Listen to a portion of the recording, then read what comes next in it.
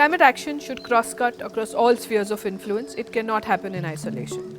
There is no magic wand here. We need to come together, own it as a problem and solve it together. I'm Dhruvi Shah and I head Axis Bank Foundation.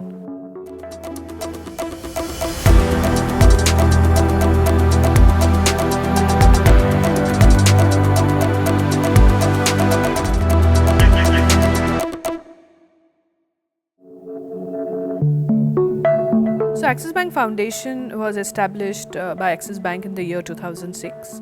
The intent to set up the foundation was to give back to the community. We started our work by supporting education initiatives, health initiatives, and over a period of time we realized that livelihood was limiting people's ability to access education and health, and gradually we pivoted to supporting rural communities to enhance their livelihoods. This is in year about 2010, and since then we are running a program called the Sustainable Livelihood Programme, which supports rural families, especially those who are small and marginal farmers who are landless, to enhance their income from the natural resources and the other assets that they have. Top 10 countries contribute to about 68% of the emissions which result in climate change, and the bottom 100 countries contribute about 3%. So we know there is a clear imbalance, right? A farmer is going to get impacted by climate change. What does it mean for him? It means that I'll have dry spells in the villages, I'll have wet spells in the villages, my productivity is going to get impacted, my cost of cultivation is going to increase because my farm losses are going to increase, right? When my livelihood in the village is not productive enough, the farmer is forced to migrate, which means he has to leave the family behind or take the family with him, move to a city and look for alternate jobs.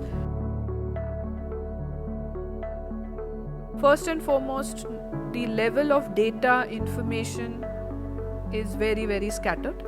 The awareness around climate change is not there. You need to have data, you need to have information which is extremely local for the farmer to be able to adopt. You need to have alternate practices, you need to have access to those practices, you need to have knowledge to those practices, and you need to have affordability for those practices. For us, that starts with being open, being listening to people, being listening to our partners who are working very, very closely on the ground. The enabling environment is what we focus on as a funding organization.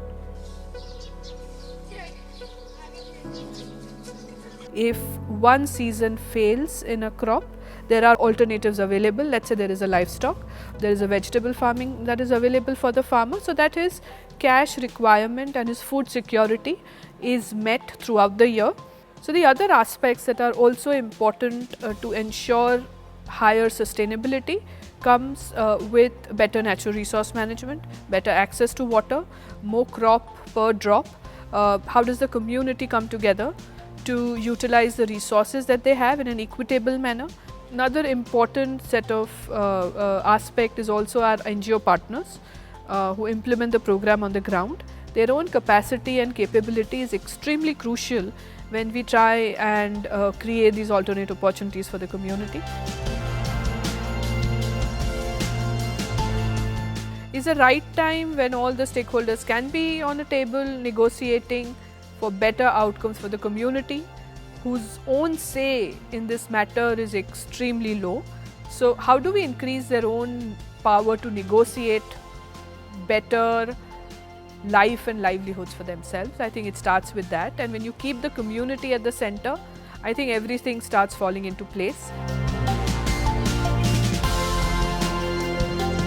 So like I said, everybody is participating in this collective action. Are we ready to answer some of the difficult questions that we have? Are we ready to invest in what it will require to find those answers? Can we make this non-negotiable, and can we negotiate to make this non-negotiable? What you require is collaborative actions, and I think platforms such as AVPN is one opportunity for people to really come together and have the hard talk.